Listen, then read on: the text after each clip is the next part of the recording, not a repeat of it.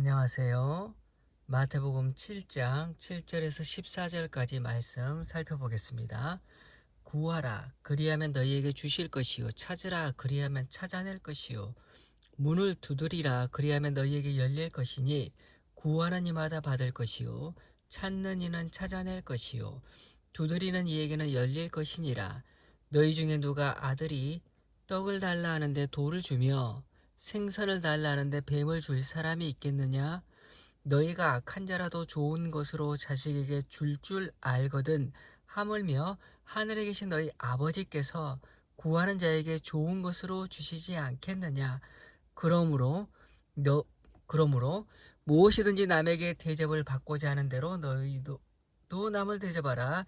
이것이 율법이요 선지자니라. 그러므로 무엇이든지 남에게 대접을 받고자 하는 대로 너희도 남을 대접하라. 이것이 율법이요 선지자니라.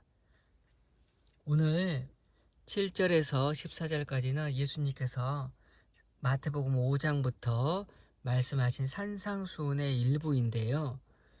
오늘 7절에서는 특히 적극적으로 사람이 행해야 할 것에 대해서 이야기하고 있습니다. 7절에서 구하라.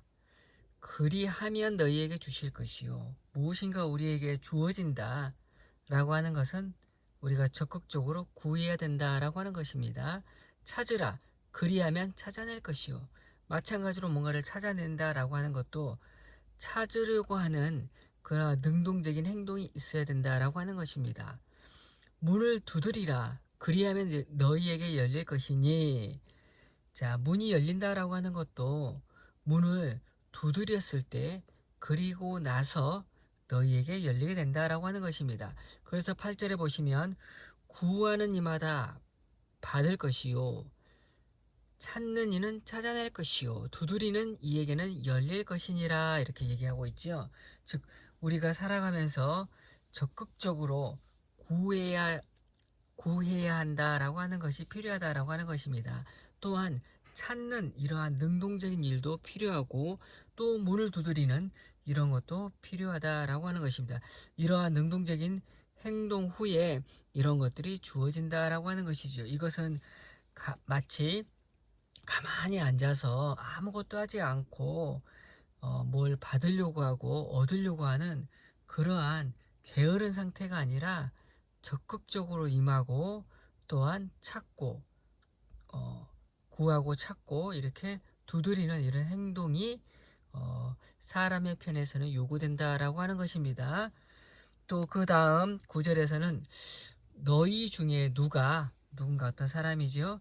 아들이 떡을 달라 하는데 돌을 주며 생선을 달라 하는데 뱀을 줄 사람이 있겠느냐? 너희가 악한 자라도 좋은 것으로 자식에게 줄 알거든. 하물며 하늘에 계신 너희 아버지께서 구하는 자에게 좋은 것으로 주시지 않겠느냐 이렇게 얘기하고 있습니다. 즉 너희들 중에서 누군가가 아들이 있는데 그 아들이 먹을 것 떡을 달라 하는데 돌을 주고 또 생선을 달라 하는데 뱀을 줄 사람이 있겠냐라고 하는 것이죠. 그러니까 없다라고 하는 것입니다. 너희가 악한 자라도 너희가 악한 자지만 좋은 것으로 자식에게 줄 알거든. 어떤 아버지가 악한 자, 많이 좀 이렇게 나쁜 사람이다, 좀 나쁜 사람이다라고 할 때, 그런 소통도 잘 안 되고, 또 때로는, 좋은 모습이 아닌 것들을 많이 보여줬다 할지라도, 자식에게 있어서는 좋은 것으로 주고자 한다라고 하는 것이 사람의 기본적인 마음이다라고 하는 것이죠. 그런데 너희도 이런데 하늘에 계신 너희 아버지께서는 구하는 자에게 좋은 것으로 주시는 게 당연하다라고 하는 것이죠. 즉 가장 선하시고 또 우리에게 영생을 주시길 위하여 아들 예수 그리스도를 십자가에 못 박아 죽기까지 순종하게 하셔서 우리의 죄를 대속하시고 예수님 믿음으로 하나님의 자녀가 되는 큰 은혜를 주신 것, 이것이 하나님께서 우리를 사랑하시는 그러한 사랑의 증명, 증거이거든요. 그렇기 때문에 우리가 하나님께 구할 때 좋은 것으로 주신다라고 하는 것입니다. 그러면 11절에서 하늘에 계신 너희 아버지께서 구하는 자에게서 구하는 자, 즉 여기서도 우리 사람 편에서는 하나님께 적극적으로 환난 중에 있을 때, 어려움 중에 있을 때 구해야 하는 것이 필요하다라고 하는 것이죠. 이거는 구한다라고 하는 것은 어, 아버지를 찾는다라고 하는 것이지요. 능동적으로요.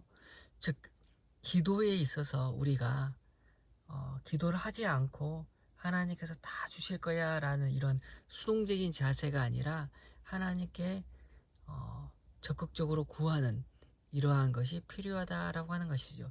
때로 물론 하나님께서는 환경을 통하여 사람들을 통해 또 우리로 하여금 하나님을 찾을 수밖에 없는 그러한 환경을 만들어 주실 때도 있습니다. 그럴 때 우리가 더 하나님을 찾도록 그렇게 노력해야 할 줄로 믿습니다. 12절입니다. 그러므로 무엇이든지 남에게 대접을 받고자 하는 대로 너희도 남을 대접하라. 이것이 율법이요 선지자니라.